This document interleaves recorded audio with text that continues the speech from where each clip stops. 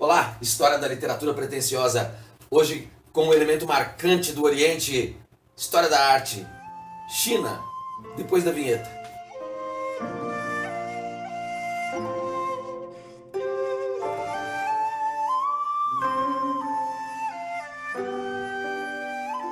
É sabido que a fundação do Império Chinês se dá no século II a.C., com a dinastia Qin Shi Huang, ou Qin Shi Huang, como você está vendo aqui. Isso é o início da formação do Estado chinês. Esse imperador vai expandindo militarmente os seus territórios até atingir um espaço bem rigoroso, bem grande, bem marcante dentro do atual território chinês. Essa dinastia vai ser substituída ainda no século II a.C. pela dinastia Han, que vai assentar definitivamente as marcas da cultura chinesa. Muito bem, sabe-se que uma das peças importantes da arte chinesa é o uso da pedra jade, que desde o século V a.C. vem moldando a figura do dragão, por exemplo. Distante das dinastias Zhou, dinastia Han, dinastia Qin ou Qin, vamos encontrar povos organizados em sociedades bem complexas que vão valorizar a vida eterna, a contemplação da natureza, a construção de jardins e, com o passar do tempo, os templos, lugares de meditação e de busca de harmonia com o ambiente. Mas a pedra jade é uma das marcas importantes da construção da estética da arte chinesa. Outros materiais foram usados durante séculos até hoje para a construção desse tipo de atividade artística. A porcelana, terracota, seda e o bronze. Vamos ver as principais marcas da arte chinesa e a história do dragão agora. Pois este primeiro imperador, Qin Shi Huang, associou sua imagem ao dragão, símbolo da realeza do país até hoje, símbolo de força, representa paz, prosperidade. Reza uma lenda que o dragão seria a junção de vários animais, pássaro, o cavalo, o peixe, o búfalo, o réptil, a serpente livre, enfim. E a função desse dragão é proteger a natureza, proteger os homens das guerras e manter, obviamente, a paz e a harmonia. A forma tradicional de expressão artística chinesa é a pintura feita lá em rolos de papel, papel de arroz, seda. Também existe a porcelana e vamos encontrar o jade como uma das pedras mais preciosas no sentido artístico do termo e tradicional na China até hoje. O pintor chinês, na verdade, ele se assemelha a um artesão, ele busca um refinamento, o detalhe, o contorno. Temas como os da natureza e os enfeites também que estão nos templos fazem da arte chinesa uma espécie de irmã da contemplação, parente próximo da religiosidade, da busca de harmonia. É uma das marcas do estilo da arte chinesa. É óbvio que quando se fala da China, vem à nossa mente a grande serpente, se é que posso chamar assim, muralha da China. São mais de 20 mil quilômetros de extensão, hoje colocados em risco por conta do roubo de tijolos e algum abandono. Enfim, mais de 21 mil quilômetros de extensão e cerca de 7,5 metros a 8 em média a altura da muralha.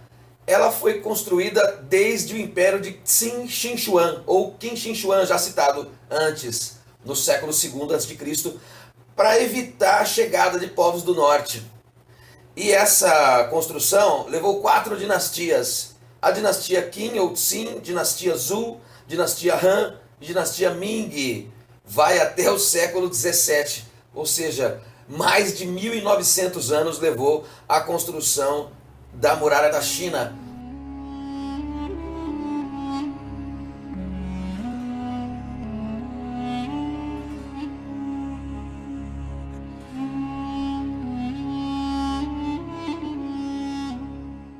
como o assunto é China, fiz questão de contatar dois amigos, duas figuras maravilhosas do roteiro cultural deste país. Conversei com Regina Helena, que é praticante do Wushu dentro do Kung Fu, aqui em Campinas, já esteve na China e vai nos falar um pouco sobre sua relação com esse país.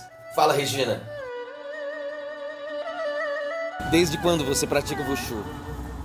Desde 2007. Defina Wushu, Kung Fu Wushu.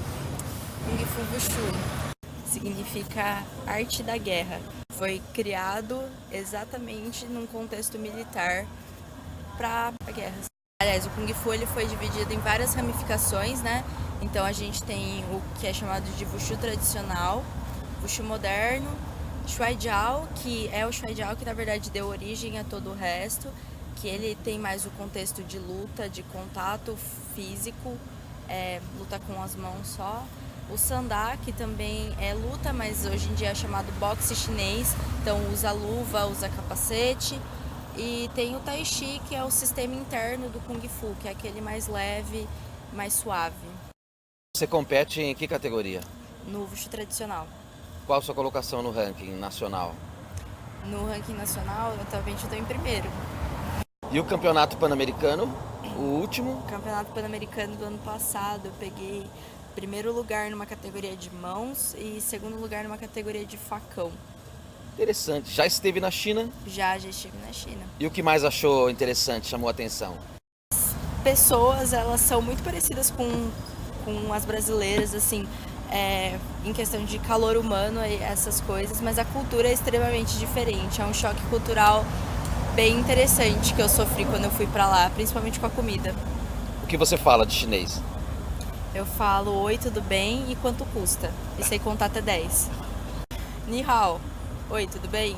Aí você responde, Wohen hao, xexê, Nina. Então, eu estou bem, muito obrigada. E você? Aí repete isso de novo. Regina Helena, obrigado, Regina. Valeu. O professor Henrique Subi, ele é um karateca. Sim, vai nos falar um pouco sobre esse esporte do ponto de vista de sua criação. E vamos ver o que ele nos tem a dizer sobre esse tema. Fala, professor. Beleza? Pô, muito legal ouvir a Regina falando aí um pouquinho do Kung Fu e a sua história, claro, ligada à China. O mais bacana é a gente saber que não só o Kung Fu, mas a China é o berço de muitas artes marciais. Inclusive o meu querido Karatê, que de tão japonês, na verdade nasceu na China, quando um monge indiano, hindu, chamado Bodhidharma, começou a peregrinar, saindo da Índia, chegou à China e se instalou no templo Shaolin, que é um templo muito famoso e muito respeitado para os praticantes do Kung Fu. Lá ele encontrou os monges bastante debilitados por conta, claro, da vida monástica, da ausência de comida, das meditações, e passou a ensiná-los alguns exercícios voltados à preparação física, à força e a prepará-los também para a defesa do templo. Esses alunos, esses monges, aprenderam o que então se chamou a arte da guerra, o Kung Fu. E de lá partiram, depois de muito tempo, para ensinar esse novo estilo de vida. E se deslocaram para outras partes da China e também para o Japão, onde, recebendo influências da cultura japonesa, foi desenvolvendo-se como o Karatê. E aqui uma curiosidade bacana também. Quando você escreve em japonês Karatê, você pode escrever com 2 símbolos, com 2 ideogramas. E originalmente, essa mesma pronúncia, Karatê, se escrevia com 2 ideogramas que significam mãos chinesas, justamente por conta da sua origem. E foi o professor Jishin Funakoshi, tido como o pai do Karatê moderno, que propôs a alteração de um dos ideogramas, que também se pronuncia Karatê, trocou um dos ideogramas para um outro desenho que significa vazio. E foi daí, a partir daí, que o Karatê passou a ser traduzido literalmente como mãos vazias, já que na nossa arte marcial a gente não usa armas. Beleza? Valeu, bom trabalho, Carneiro, um abraço!